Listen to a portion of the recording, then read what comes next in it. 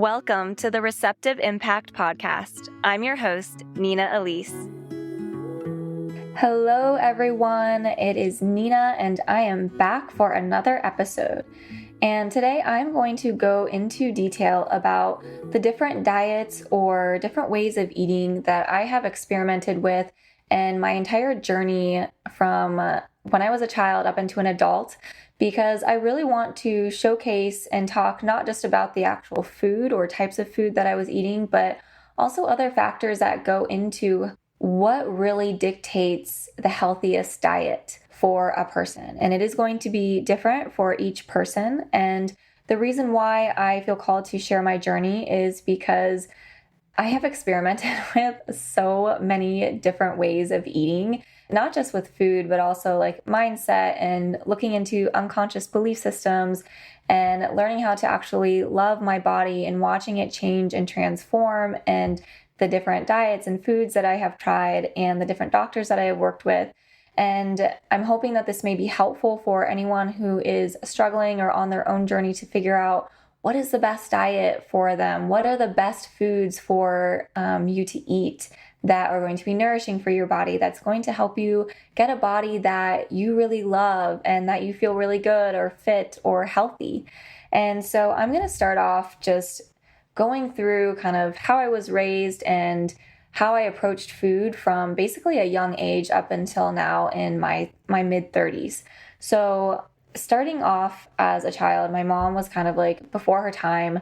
She was really into all of the health food scene and naturopath and homeopath. And so we grew up on drinking soy protein drinks and eating really healthy foods that were considered healthy back then. And so I have it's like pretty ingrained in my mind, like what healthy means and like what that kind of looks like and how it feels in the body. Although I think at a young age, it was very difficult for me because when I would go to school, everyone would be eating Lunchables and drinking soda and eating all the fruit snacks. And then I had like this pita sandwich with chicken salad and cucumbers and a bottle of water. And I kind of felt like the total outcast and weirdo in school because I always had the healthiest lunch. And so I was kind of like really sugar deprived. And I know my parents meant well, but I think that really set the trajectory of like this journey with food for me because I felt restricted in that sense. And so when I was able to work and like have my own money and my own car, that's when I was able to have a little bit more control over my own diet. And so I started adding like more sugary foods and things like that into my diet. I was an athlete, which probably did not help me very well. It really affected my energy levels, but this was my journey with it. And also I want to add in the aspect of self-love and how I actually perceived my body, because I think this is very, very common with most women, like we all experience in our lives. And this was, in an age for the past 20, 30 years, there's been such an upsurge in the internet and marketing and what we're exposed to. And so this also played a very huge part with how I viewed my body, how I viewed food, and what it actually meant to be a certain size. And so when you read magazines and they're like, well, just eat salads and do this, like, you're going to be more impressionable to that because, especially when I was in my teenage years and my 20s, there wasn't like the internet hadn't really exploded yet. It was just kind of like starting to come onto the scene. And so, we didn't really have a lot of information. It was just like what was in our environment, what we were told, and then what the magazines were telling us. And so for me, like when I went into college, I basically lived off of gummy bears and energy drinks, and I was really underweight. And that was just kind of like how I ate. I basically lived off of sugar and I could get away with it because I was young. But then after college, I was like, okay, I can't continue to eat like this. And so for me, I shifted into like, okay, I'm going to eat healthier and I'm going to start working out. But that turned into more of like calorie restriction. So it was like I was eating at least semi-healthy food. I wasn't eating just like complete junk food. It was like I was transitioning from eating all that sugar and then going into more of like a healthy way of eating, even though I was really restricting my calories. And again, what really came into play in that was there was a lot of like self-loathing towards my body and like how I looked. And there was like this need for control. And so this was like so huge with my journey, with my diet. And I know that so many women can relate to this, whether they're conscious of it or not, it is definitely something that's kind of ingrained in us, that we're always like in the back of our mind, like we have to be careful what we eat and we have to eat a certain way. And we're not really taught like, hey, why don't you ask your body what is right for you and what it wants and what it needs, because we're so out of touch with our own bodies. And then we have these unconscious belief systems that were programmed into us or conditioned by our environment and the people around us. And so we have these underlying belief systems about how we should eat or how we need to like maintain our bodies to look a certain way. And so it's like the mind is kind of controlling how we eat and we don't even really realize it. And so these were things that I wasn't super conscious of in my early 20s. And so instead of restricting myself with calories and working out, I was like, okay, I'm going to try these different diets and see what works for me and what doesn't work for me. And so one of the first things that I did was raw vegan, because I was like, yeah, this is super healthy. I'm going to try this. But at the time, my body just could not handle it because it could not break down raw foods. And some people can, and that's great and that's wonderful. I just could not at the time, I think, because my body was in such like a high stress state, like mentally, emotionally, physically. I hadn't really gone into like, I didn't know how to deal with my emotions. I was so disconnected from my body. And so I think that it was really difficult for my body to receive like highly nutritious food. And so from there, that was when paleo kind of exploded onto the scene. And if you're not familiar with paleo, you're basically eating like a caveman. You're eating meat and like potatoes and vegetables and a little bit of fruit, not a lot of sugar. You're cutting out grains. There's no dairy, no gluten. So it's definitely a more restrictive diet. But so many people were raving about it. And I was like, wow, maybe this is going to help with all of my health problems because, you know, I was struggling with energy levels. I was struggling with digestion issues and just a host of other things that I was just like, what is wrong with me? Like, why can't I fix these things? Like, what is going on in my body? And so I was really looking to my diet to kind of like heal these things. And there were so many people out there that was like, wow, this healed like my Crohn's disease, or this healed my IBS or whatever. And I was like, wow, this like, it gave me hope. So I started to eat paleo and I was like, oh, I kind of noticed a difference. I kind of noticed that like my brain fog started to go away, but I still wasn't super high energy. But I also think at the same time, I wasn't eating enough calories. And then once I discovered paleo, that something called Whole30 came out, which is basically like even more restrictive paleo. And it's actually meant to help people become more mindful and aware of the food that they're putting in their body. So basically it's paleo, but without any sugar. So, you know, you're not eating any type of like paleo type treats or anything like that. You're basically just eating a little bit of nuts and fruits. You're eating eggs and meat and vegetables and potatoes and sweet potatoes, things like that. So it was very restrictive in that sense. You go 30 days and it's like a really big detox to the body. So this was like an introduction to kind of detoxing my body from my addiction to sugar.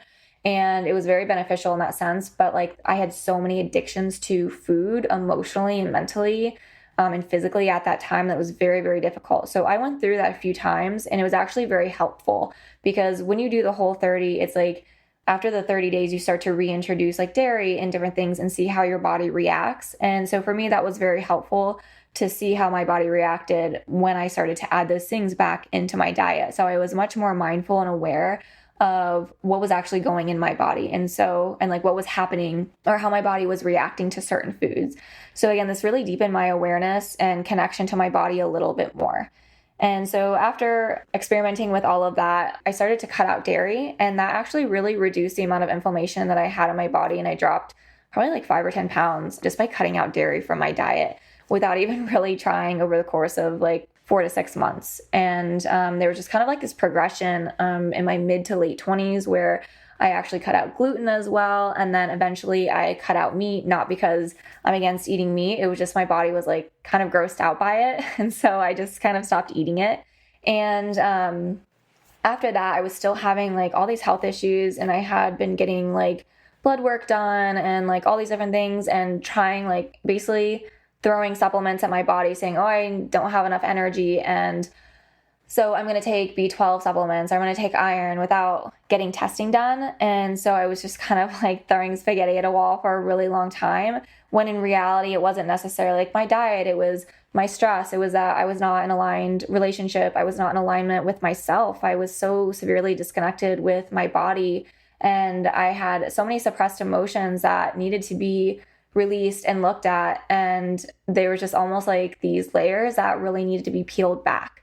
So because of all of that, I wasn't aware of that at the time. But as I went down this path, I started to get into more of like the detoxing type diets. And so that means like I really got into medical medium. So if you're not familiar with medical medium, it's kind of like this guy who's like a psychic who recommends like celery juice, like juicing to heal a lot of problems in the body because it detoxes the liver and starts to actually detox the body from like viruses and different things that are causing like a whole host of autoimmune issues and things like that. And so you're juicing, eating a lot of fruit, but you're not eating sugar. So it was restrictive in that sense, but I was really appreciative of my journey with medical medium because it really deepened my knowledge about food and the additives that were being put in my food on like a much deeper level. So I did that for probably like 1 or 2 years, and it was really great. Like I felt like it detoxed my body and kind of peeled back some layers more. But after a while, my body was like, no, I don't want to drink celery juice anymore. And it was a very like intuitive feeling that my body was like, no, like I'm done with this. And then it also kind of got into like this fear-based diet, or like what the information that was being presented or what was coming out. The longer that I followed medical medium, I was like, this is making me fear like, you know, what I'm putting into my body, and that if I eat something, like it's going to make me have to start all over again. And so I kind of really moved away from medical medium. And I do want to point out, like, this is another huge factor that goes into diet. It's like what our mindset is, like how we view food, how we view ourselves, our bodies, and the control we tend to want to have over it. And so around this time period, I really noticed fears I had around eating certain foods. So I tended to stay away from certain foods. And I was also still trying to control how my body looked. So there was a lot of guilt and shame surrounding what I was eating or how food outside of my acceptable diet would affect me. And I would feel fat or guilty if I ate something that wasn't deemed acceptable. And I would instantly feel bloated or not okay. And then this would send me into a spiral because I would not like how my body looked and I would feel very insecure. And it would make me want to work out more or restrict my diet more. And, you know, at the core of this, at the time, there was such a deep self-loathing that needed to be addressed and released, which actually didn't happen until my 30s. But I just wanted to really add that in there because I think that not just women, but like everyone in general, we carry these subconscious belief systems and we're just not even aware of them. And we're not aware of all the other factors that go into why, you know, certain diets may or may not work for us. And so from this, from going from medical medium, I was like, wow, I'm still having all of these health issues. So I discovered Dr. Morse and started working with someone online that was kind of helping me through this next journey where I went into fruitarianism. And that's basically where you only eat fruit and you juice. And it was really, really difficult for me. But because I was detoxing so heavily, because I was eating mostly like water-based foods like fruits, and then I would eat, you know, vegetables or salad or something like that. And I wasn't eating like oil and things like that. I really cut out a lot of the fat and was basically just eating fruit. It was actually very beneficial because my body was not just detoxing. It was like detoxing emotions that were stored in my body and releasing toxins in my body and releasing addictions and attachments to food in general. So that when I did start adding other food back into my diet, I wasn't eating it as a distraction or feeling a certain way about it. So I will say being this extreme or like restrictive in my diet actually forced me to look at the emotions and addictions that I had to food that was like crunchy or like comfort foods like that. And I was able to look at that in a healthy manner and like kind of release it so it didn't have so much control over me. So when I was a fruitarian, I was probably around like 105 pounds and I'm like 5'6". And so I was like very thin. I really wasn't working out a ton and I was still experiencing health issues. But at least at this point, I was starting to like love my body. And I was also eating intuitively.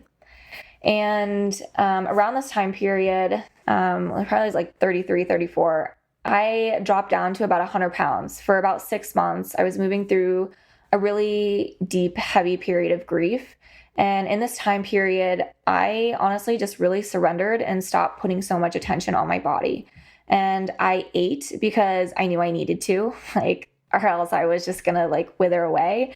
And at the same time, I was also diving very deeply into unconscious belief systems about how I viewed myself and my body, and facing a lot of not so great beliefs about what I thought about myself.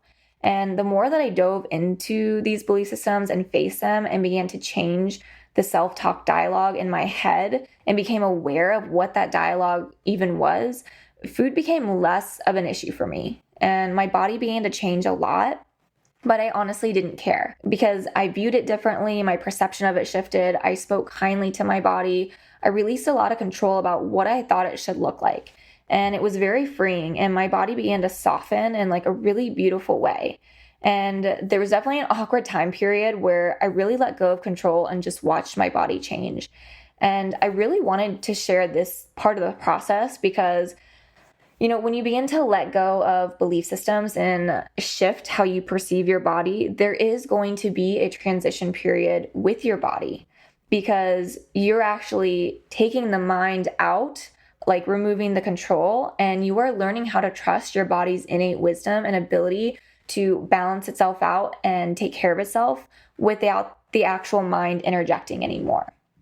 So after all of that happened, I was so blessed. I was still having health issues and I was pulling my hair out at this point. I was I don't even know what to do at this point. I was just kind of eating intuitively and still eating a lot of fruit, still having digestive issues. And I actually found a functional medicine doctor that did quantum testing where basically they talk directly to the body to find out what is wrong.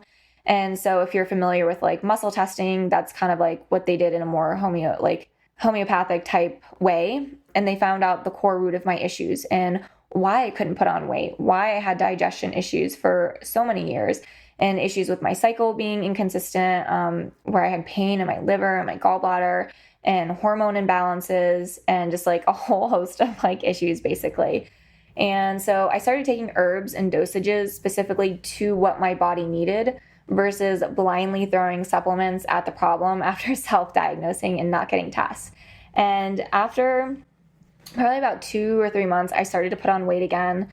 I had enough energy to begin working out again consistently, and I started to add chicken and eggs back into my diet. I tripled the amount of protein I was consuming every single day, and my body began absorbing nutrients again. So things like my tan was lasting longer on my skin, and I had increased energy and endurance in my workouts. I had better mental clarity. My hair stopped falling out so much. My cycle started to balance itself out, and I put on over 5 pounds. And I really wanted to share this because there is no one size fits all answer. Every person is different, and different diets and foods work differently for each individual. So for example, I personally don't do well eating raw foods as my body struggled to break all of those foods down. So, and things like apple cider vinegar and coconut and soy, my body just cannot handle these things and is very sensitive to them and rejects them. So even so-called healthy foods may not be good for you, but they're good for others. And this requires really starting to get to know your body and tap into it and say how is this food affecting me? And is this something that I really want to eat? And so for me personally, it took me going to a specialist to figure out there was a very, very core root issue that was affecting all systems of my body that needed to be addressed in a very specific way. Some people, they just need to shift their diet and they notice immediate results, and that's incredible and amazing. And so I just really want to share all these different things that I went through because maybe one of these things is great for you. Maybe being vegan or being paleo or whatever is actually going to be what is going to help you in conjunction with shifting your belief systems or diving into how you actually talk to yourself and how you can actually shift and change that. And another thing that I really wanted to add or mention is that human design. Human design has also helped me experiment with my diet as it provides insight about the best way for you to digest food and information based on your chart. So for example, my digestion is indirect light, meaning it's more challenging for me to digest food and information while in direct light or during the day. So I have personally experimented with fasting or eating lightly throughout the day and eating heavier meals at night. What I have found, if I do eat in direct light, I eat more water-based foods like fruit or something really light, especially during the day. And my brain fog actually completely went away. And I stopped feeling sluggish when I shifted the timing and the quantity of food in this way. And this is what works best for me, is basically eating lighter throughout the day. Fasting does not work for me. I need to have something in my body. I need to be consuming something, but basically eating lighter throughout the day and then eating my heavier meals at night. And so this works best for me, but everyone else will be different based on their chart and what they experiment with. So while my journey over the past 15 years has been frustrating at times, it has taught me so much about nutrition, different foods, nutrients, and like what is all out there. But ultimately, what it has taught me is to trust my body and to listen to it. Now, our bodies go through different seasons and need different things. So it may not need the same thing today as it needed 3 years ago. And it's okay to experiment and try different things to see how your body feels. So I hope that you all found this episode helpful and that you learned something new, or providing a different perspective on how to approach nutrition and food has been enlightening or has helped you in some way. Because I really struggled with this for so long, and I really wanted to share my journey with others and what I learned, and to potentially help maybe shorten your trial and error time and learn to accept where you're at with your body and start to tap into what it actually needs. Because there are so many factors that go into what you eat, like the nutrition, the belief systems that we picked up throughout our lives, the perception of our bodies and our self-talk, the lack of self-love, and how and when we are actually consuming food. Is it in an environment that feels good? Is there shame around eating certain foods? Are you relaxed? Is your body in an environment that allows you to be relaxed to actually receive the food and digest it? So these are all questions to ask yourself and play around with. And instead of viewing this as something that's like overwhelming, it can actually be a really fun game with no judgment or shame about what is working or not. And we get to be the scientists in our lives, basically. So we do this all while getting to know our bodies better, which I think can be a really, really fun process if you choose to perceive it in this light. So that is it. I feel very complete about sharing all of this information. Thank you all so much for tuning in. Again, I hope that you find this incredibly helpful, or you learn something new or different, or feel inspired to maybe play around with some things or become a little bit more aware of your own self-talk or your own beliefs, or maybe you want to try something a little bit different and become a little bit more aware about what your body actually needs versus what you may be potentially forcing on it right now. So thank you all again so much for tuning in. And as always, if you have any questions, please feel free to contact me at hello@nina-elise.com. And if you want to learn a little bit more about your human design and your digestion, you can pull up your chart for free at nina-elise.com. So thank you all so much for tuning in, and I will talk to you all in the next episode. Bye.